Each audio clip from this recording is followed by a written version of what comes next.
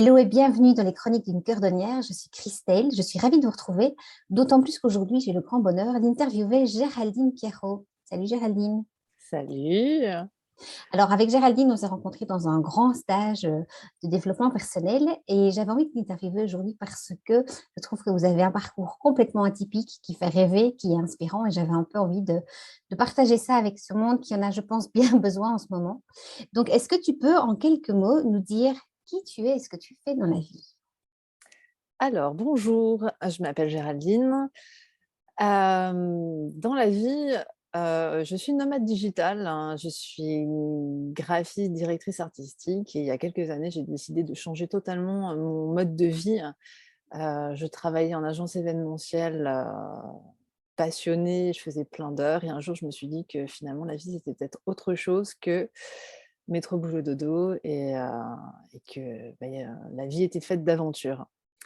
Et donc c'est sur une reconversion de vie, en fait, que j'ai rencontré Romain, mon compagnon, et en fait, on s'est rencontrés sur une formation de voile de 6 mois, puisque, ben, la voile pouvait être un moyen de découvrir le monde, un mode de vie, un moyen de locomotion, et donc voilà, c'est le point de départ, en fait, de notre vie, la voile et cette formation. Et donc là, maintenant, ça fait 5 ans et demi, qu'on est ensemble, et donc on habite sur un bateau, de 17 mètres. On est actuellement en Tunisie, et puis on a une petite fille qui a 14 mois maintenant. Donc voilà. Alors, non seulement vous avez votre bateau, vous habitez, vous vivez, vous faites vos activités professionnelles sur votre bateau aussi, et puis il y a toute l'aventure avec Ewa. Et c'est un peu de ça que j'avais envie qu'on discute aujourd'hui. Comment ça s'est passé dans ce mode où allez, on est dans une période où en plus c'est super compliqué, où le corps médical est encore très, très, alors, je critique pas du tout le corps médical, mais je veux dire, c'est encore quelque chose qui est très carré, qui est très structuré, qui est très strict. Alors toi, tout ça, ça a explosé parce que votre histoire avec Ewa, elle est juste magnifique. Est-ce que tu veux nous en parler? Oui, avec plaisir. Alors en fait, tout s'est fait naturellement on voulait pas se prendre la tête, en fait, sur, la conception du bébé. C'était, si les choses doivent se faire, elles se feront. On voulait pas qu'il y ait une assistance médicale, à la conception, on va dire. Donc, on a laissé faire les choses, et puis c'est arrivé tout seul, c'est arrivé tout seul. Donc, donc en fait, on n'avait rien planifié vraiment sur qu'est-ce qu'on va faire après? Comment on va vivre la grossesse, la parentalité? On voulait pas non plus trop s'instruire là-dessus, pour avoir une idée figée, fermée et se mettre dans des boîtes. Donc voilà, le jour où c'est arrivé, tiens, c'est bon, je suis enceinte. En plus, j'étais en Espagne, donc ce qui est drôle, c'est qu'en Espagne, le test de grossesse, c'est embarazadas, donc c'était assez drôle. Et puis, moi, j'étais à Barcelone, Romain était à Chypre, et là, on s'est dit: «Bon, bah, salut, nouvelle aventure va commencer, qu'est-ce qu'on fait? Par où on commence?» Et ce qui est drôle, c'est qu'en fait, on est allés sur internet regarder un petit peu prendre des informations sur, OK, mais en fait, qu'est-ce qu'on a envie de faire? Quel cheminement on a envie de faire, autour de la grossesse?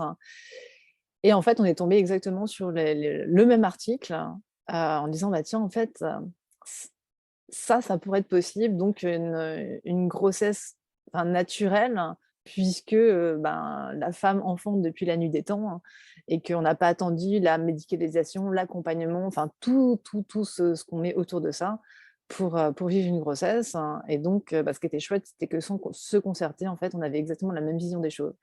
Ce qu'il faut savoir, en fait, c'est que la vie sur un bateau, ça implique beaucoup de choses.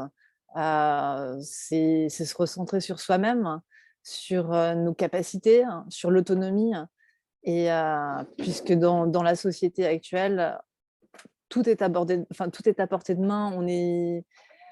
Heu, on est tellement on prend plus vraiment nos propres décisions. Et voilà, le bateau, en fait, ce que ça nous apprend, c'est que, une bonne décision, peut avoir une bonne finalité, mais des mauvaises décisions sur de la météo, sur, une mauvaise route de navigation, ça peut être très désagréable, voire, très compliqué. Et donc, en fait, on a abordé la grossesse sur ce chemin-là, en fait, de se dire que la femme fait ça depuis la nuit des temps, l'homme fait ça depuis la nuit des temps, et qu'il y a peut-être un chemin plus juste et plus naturel à suivre. Et voilà, donc la bonne nouvelle, c'était qu'on était tous les deux en adéquation avec cette vision des choses. Et après, moi, j'ai quand même fait un début de suivi de grossesse, puisque tout a été rapide, en fait. Et puis là, je me souviens quand on était chez à l'hôpital faire l'entretien avec la secrétaire, et donc forcément, je lui déballe un peu qui je suis, comment, le mode de vie. Et là, elle fait: «Ah, oui, oui, oui, oui, je vois bien.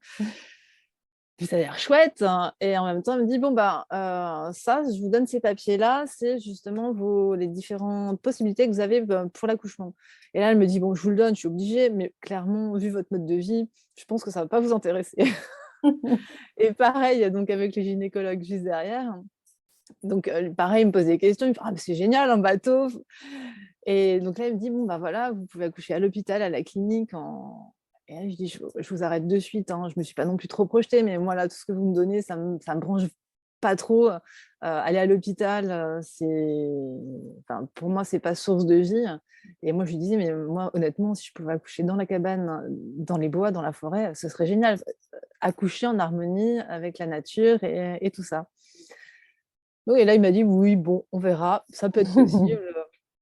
Voilà, après, ce qu'il faut savoir, c'est que donc moi, à la base, là, je bossais, à Barcelone, le bateau était en Sicile, et que je suis allée faire mes contrôles en France. Donc un petit peu un gros micmac. Et puis, ça, c'était en fait, en janvier 2020. Et puis, février 2020, tout a commencé à se compliquer avec le corona. Et du coup, en fait, on avait planifié, nous, de retourner sur notre bateau, début mars. Et celle-là, ça a été le début des confinements. Donc en fait, on était hyper contents parce que, déjà, on a pu rejoindre notre maison, notre bateau, vu qu'on ne savait pas ce qui allait se passer après. Et puis voilà, donc au final, j'ai passé toute ma grossesse sur le bateau, bloquée en Sicile. Mais honnêtement, nous, ça nous a absolument rien changé, puisque quand on habite sur un bateau, on est au port. Déjà, on est quand même un mode de vie beaucoup plus en retrait de la ville, de la civilisation. Et puis au final, en fait, ça a été juste un havre de paix, entre guillemets. L'activité professionnelle, pour le coup, s'était ralentie. On a pu se concentrer justement sur la grossesse, et c'était quand même vraiment, vraiment chouette. Et puis, en Sicile, ils ont plein de bons fruits et de bons légumes, donc c'était un bonheur de s'abreuver de bonnes choses. Et puis après, en fait, on a pris la mer, le 11 juillet, hein, pour retourner en France. L'objectif était quand même d'accoucher en France, parce qu'il y a quand même des infrastructures au cas où, hein, qui sont qui sont bonnes, que moi, toute ma famille est dans le sud de la France. Donc déjà, période covid, on n'a vu personne, ils ne nous ont pas vus. Mes parents, ma mère n'ont pas pu profiter de la grossesse. Donc c'était aussi le petit cadeau, pour chacun, en fait, de pouvoir se retrouver, à l'accouchement. Et donc en fait, pendant ces mois-là, on a suivi une formation, à distance, justement, pour, se préparer à un accouchement non assisté. Donc en fait, c'est un accouchement qu'on fait chez soi, sans sage-femme, sans doula, enfin sans personne, simplement, les parents, ou ceux qui voudraient y être, en fait. Et donc en fait, on a suivi une fabuleuse formation de Quantique Mama. C'est une, sage-femme doula canadienne, hein, québécoise. Et en fait, c'était absolument génial, parce que c'est de notre point de vue, en fait, comment l'homme a la possibilité d'accoucher, en fait, d'enfanter. Et ça casse complètement les dogmes et les croyances, qu'on nous a imposées, par notre éducation, autour de l'accouchement, sur les positions, sur justement le fait d'avoir, un suivi médical de malade. Donc pour certaines grossesses, pathologiques ou à risque, c'est vrai que le corps médical est là pour nous aider, mais de manière générale, la plupart du temps, tout se passe bien. et c'est génial, quoi. C'est simplement qu'on est dans notre cocon, on fait confiance à notre corps. Le fait de faire cette formation, ça nous apprend justement plein de choses sur la physiologie, sur quel est le déroulé d'un enfantement, le pourquoi on a des contractions, l'intensité des contractions. Enfin, tout ça, c'est pas juste de la douleur, c'est pas juste une péridurale qu'on vient nous mettre pour anesthésier tout ça. C'est tout un process et tout à un objectif bien précis d'amener la suite des événements. Et donc, de suivre cette formation, c'était absolument génial. Ça nous donne aussi, ça nous redonne ce pouvoir de femme dans notre corps, dans nos capacités. Et, et donc, voilà, donc on s'est formés à deux, puisque l'objectif sur un bateau, pareil, il y a la maîtrise à la fois du bateau, la sécurité du bateau. Donc ça, c'est Romain qui s'en occupait, parce que moi, en l'occurrence, je me dédiais à la grossesse et à l'enfantement. Mais même après, au moment où le travail allait se mettre en place, l'idée, c'est que lui sache aussi quoi faire, les étapes dans lesquelles j'étais, s'il pouvait faire quelque chose ou quoi que ce soit. Euh, et donc après, ce qui est intéressant aussi, c'est que ça fait énormément peur aux gens. Parce qu'en fait, les gens sont dans l'ignorance, ils sont dans leur schéma, pas qu'ils connaissent, mais que. Et donc, forcément, là, on part sur un schéma différent. Pas d'assistance, pas de médecin, et donc les gens se disent mais ça va pas. Donc, mais on se forme, de toute façon, on n'est pas inconscient. L'objectif, c'est qu'on s'approche des côtes, que s'il y a besoin d'avoir une intervention, ça puisse être fait. Et de toute façon, si on le sent pas, on le fera pas. L'idée, c'est pas d'aller au bout de quelque chose et de s'entêter, c'est que ça suit un flot. Et si l'énergie est là et que nous, on est confiant et que tout se passe comme on le sent, tout se passera bien. Et donc, tout s'est bien passé comme vous l'aviez senti. Tout s'est merveilleusement bien passé. Après, voilà, pour la petite anecdote, pareil. Donc, en fait, on a fait la navigation depuis la Sicile jusqu'à la France. Donc, ça nous a pris 3 semaines parce qu'on a aussi profité. On avait 2 amis à bord. Et donc, c'était absolument génial puisque on navigue à la voile, ça agite, ça tangue, ça berce. Donc, le bébé, on va dire qu'il avait le double effet qui se coule à la fois dans le liquide amniotique et puis sur le bateau.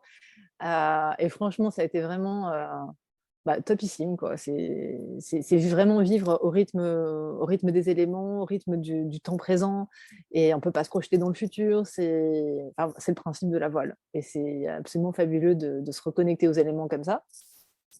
Et puis, quand on est arrivé sur la Côte d'Azur, on a invité, mes parents sont venus nous voir.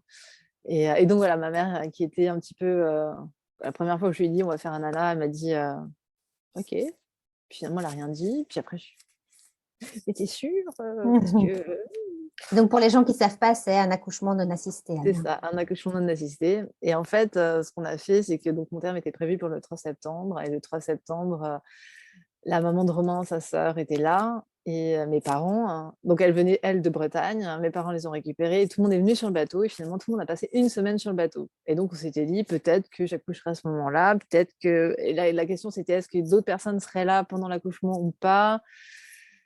Au final, je n'ai pas couché cette semaine-là. On a passé une semaine idyllique, un blessing way familial, en fait, et où justement, on a confectionné des guirlandes, des petits mantras, et en même temps, j'ai pu parler à ma mère, lui montrer les formations qu'on avait faites et justement pouvoir lui offrir cette ouverture d'esprit, et qu'elle comprenne en fait notre choix et aussi comment ça allait se passer en fait. Et donc c'était absolument génial, c'était un merveilleux cadeau que l'univers nous a fait en fait, de pouvoir partager ça vraiment en famille. Et puis donc finalement le jour J est arrivé, on n'était que tous les deux. Je pense que c'était très bien. On a dormi à la Belle Étoile les 2 jours précédents parce que donc c'est arrivé le 16 septembre. Après la saison, donc beaucoup moins de monde, beaucoup moins de bateaux au mouillage. Et donc, je sentais que effectivement ça commençait à bien descendre.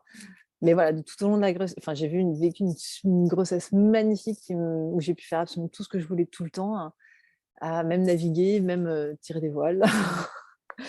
Et puis, ça a commencé à 3 heures du matin, mais tranquillou, on dormait dehors. Donc, j'ai fait ma vie. Et en fait, pendant toute la journée, j'ai eu des contractions, mais c'était vraiment 3 contractions par heure, hein. Mmh. C'était vraiment tranquillou. Oui, tu vas faire des jalouses, là, je crois, dans les gens qui nous regardent. Mais voilà, en même temps, j'étais vraiment en sécurité sur notre bateau. On était entre nous. J'avais tout mon bateau pour aller faire mes positions, me suspendre, m'allonger sur les escaliers. Et je suis allée vraiment partout dans le bateau. On avait même gonflé une annexe sur le bateau pour avoir ma piscine sur le bateau. Mmh.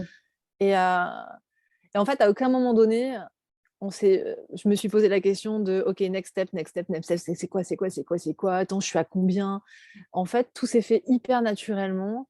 Et en fait, j'accueillais les choses quand elles arrivaient. Et en me disant, bon, bah, c'est cool, c'est bien, ça avance, je gère. Enfin, ça, il y a un petit peu d'intensité, mais franchement, c'était super gérable. Et en fait, à 19h30, donc ça faisait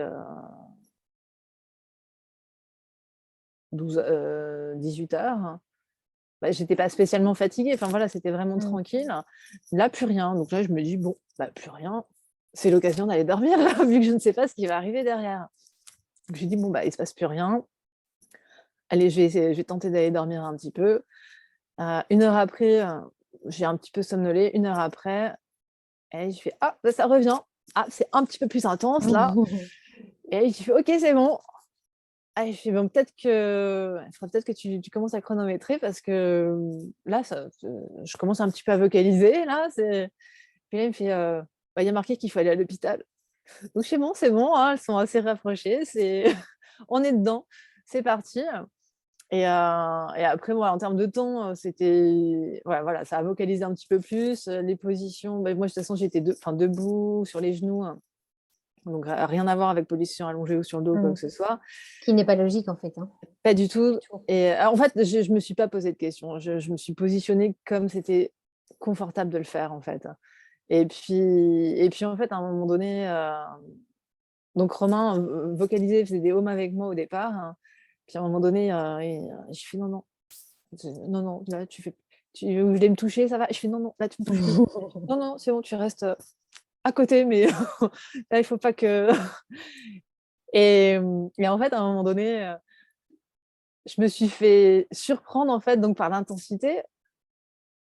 Et parce que je pensais pas que ça arriverait aussi vite, hein. Et donc en fait, là, elle était en train de descendre. Et là, je lui ai dit, je fais: «Ah, mon bébé, attends, attends, attends, mais c'est quoi? C'est maintenant, là, tout de suite?» Je fais: «Non, non, attends, mais j'étais pas prête». Je fais: «Attends, attends, attends, on va faire ça sur la prochaine poussée, que je reprenne mon souffle et qu'on va y aller ensemble, d'accord?» Et en fait, on a fait ça en 2 poussées. Alors Romain, je lui fais: «Attention, je crois que le bébé va arriver». Il a pas du tout compris, eu le temps de comprendre ce que je lui disais, qu'elle était déjà, moi, dans mes bras, enfin dans mes mains, en une poussée. Et je fais: «Le bébé est là!»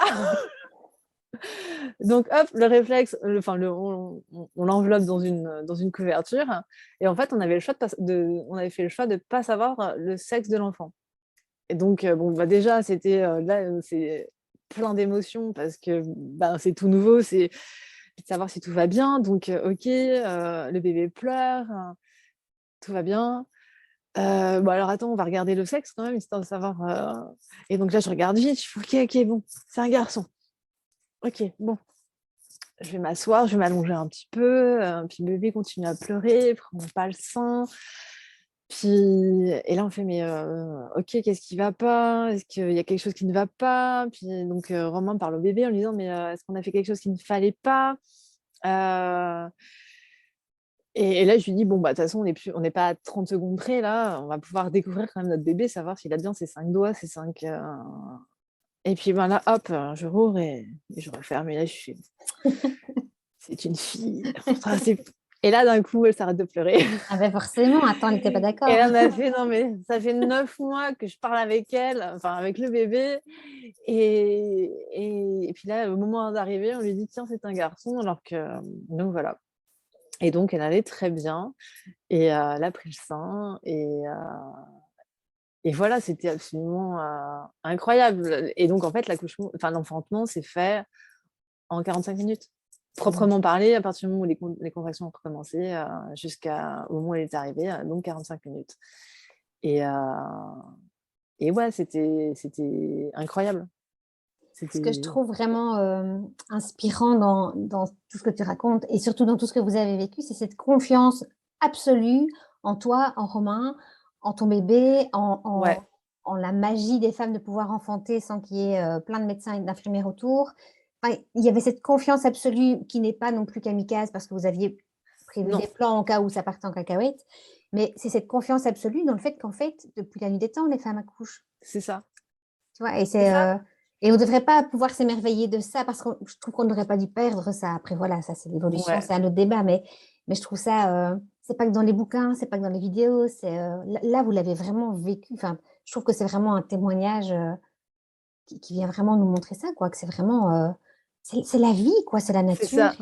Et moi, j'ai vraiment l'impression, là, maintenant, que c'est un peu comme si on était pas les derniers, si on n'est pas les seuls à faire ça, mais en fait, dans notre société où, en fait, c'est normalisé de faire autrement, de faire d'une certaine manière, on est un petit peu les, les, l'ancienne manière, les anciennes traditions, Là, vous êtes les les dinosaures, quoi. rebelles, hein, les C'est rebelles, ça. entre guillemets, mais c'est pas du tout l'idée. Oui, oui.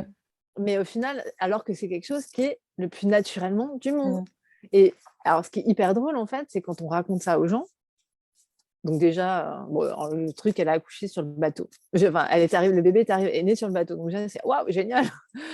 Puis après, la première chose, c'est hop, tout le monde se tourne vers Romain et fait, mais comment t'as fait? Oui. Mais comment t'as fait? T'avais pas de médecin pour t'aider, machin?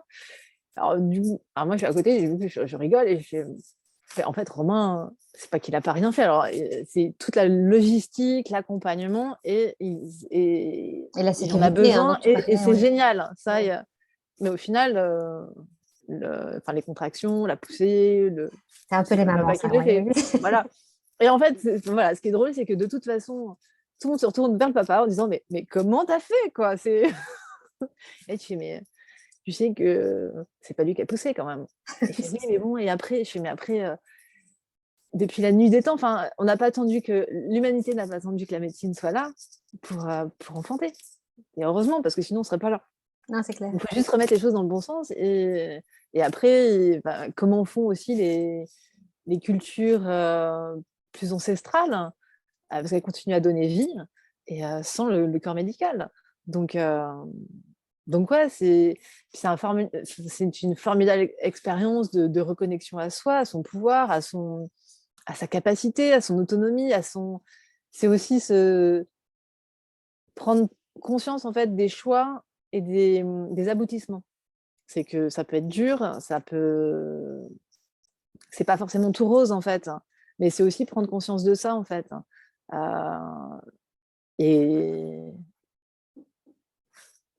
je dis pas que tout le monde devrait enfanter comme ça, puisque tout le monde a le choix d'enfanter comme il le souhaite. Mais par contre, tout le monde devrait justement avoir ce choix-là, sans être jugé et sans être. Parce qu'au final, c'est un petit peu un parcours du combattant. Nous, on est hors société. Enfin, on est quand même pas mal extrapolé.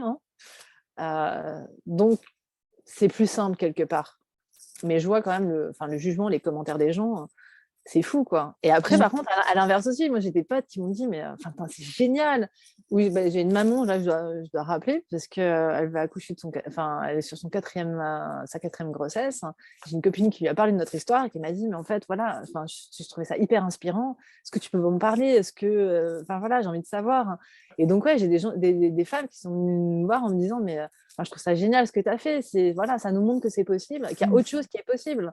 Après, voilà, chacun fait ses choix, mais en tout cas, ça montre la possibilité de d'autres choses, d'autres manières de faire, et qui ne sont pas moins sécuritaires. Et parce qu'il faut savoir aussi, c'est que les accouchements donc, ou à domicile ou non assistés, il n'y a pas plus de décès, en fait. Il n'y a pas plus de complications, voire il y a beaucoup moins de complications, parce qu'en fait, on est dans notre bulle, on est dans notre bulle d'ocytocine. Mm. On n'a pas forcément des touchés dans tous les sens ou une équipe médicale qui arrive et c'est une autoroute. Et enfin voilà, on est dans notre cocon et au final, normalement, il y a moins de complications parce que voilà, tout est fait pour que ça se passe comme ça. Donc, Donc, c'est absolument génial. Mais je me souviens, tu m'avais raconté une de tes amies qui disait quoi, t'as pas de gynéco, mais c'est pas normal, comment tu vas faire? Enfin, tu vois. Alors que finalement, ben, heureusement qu'elles existent, hein, mais je veux dire, je trouve qu'on a tendance, quand on arrive dans l'hôpital, à se dire, ben, les gens savent mieux que nous, tu vois, c'est des C'est diplômes ça. universitaires, ils connaissent mieux la santé, ils connaissent mieux l'organisme. Et moi, j'ai beaucoup de mamans ici qui viennent et qui me disent, mais je savais qu'il n'était pas prêt à naître, je le savais.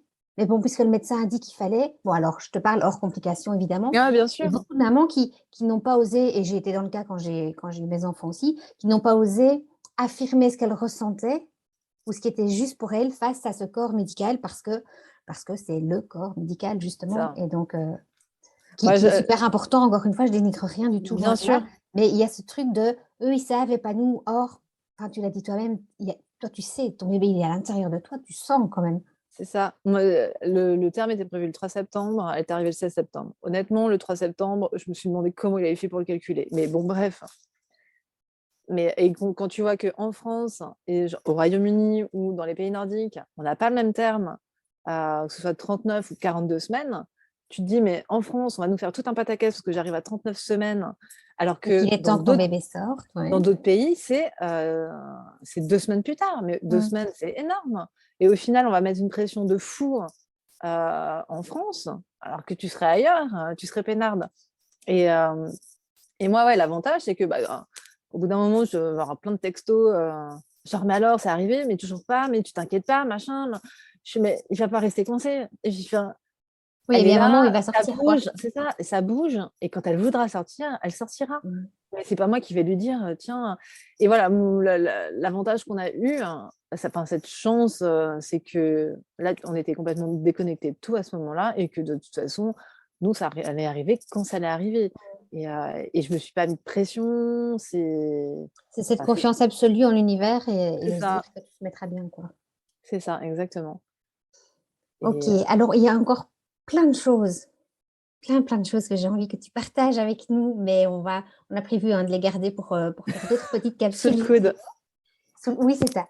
Comme ça, on a un petit peu les énergies différentes et les différentes, ouais, tous les aspects super sympas que tu vas pouvoir encore partager avec les gens. Est-ce qu'il y a un message, alors tu en as déjà donné beaucoup, mais est-ce qu'il y a un message particulier que tu voudrais donner aux gens pour clôturer cette vidéo? Moi, je dirais que c'est de se faire confiance. On a le pouvoir de notre corps, de notre vie, et, et on connaît mieux notre corps que les autres. Donc, il faut faire confiance à son instinct, et de ne pas oublier qu'on est des animaux. On est Mm. des animaux avec un cerveau, mais on est des animaux, on est des animaux avec un instinct, et que cet instinct, il est là pour nous protéger. Donc, reprendre possession de soi, et dans ses choix, dans ce qu'on a envie de faire, dans ses capacités, puisque on est en capacité infinie. Et, et oui, tout est possible. Donc, You did it. Ok, super, un grand merci en tout cas. Si cette vidéo vous a mis des étoiles dans les yeux et vous a fait rêver, n'hésitez pas à la partager autour de vous, bien évidemment. Alors, j'espère que je ne spoil pas en disant que tu aimerais écrire un livre par rapport à toute votre ouais, vie, votre aventure. Et donc, à l'occasion, tu es évidemment la bienvenue pour venir nous faire découvrir cet écrit quand il sera prêt, comme pour ah, exactement, quand il exactement. sera prêt. Avec plaisir. Excellent, super. Merci beaucoup. Et eh bien, moi, j'ai hâte de vous retrouver pour une prochaine chronique et je vous souhaite tout le meilleur. À bientôt. Ciao. À bientôt.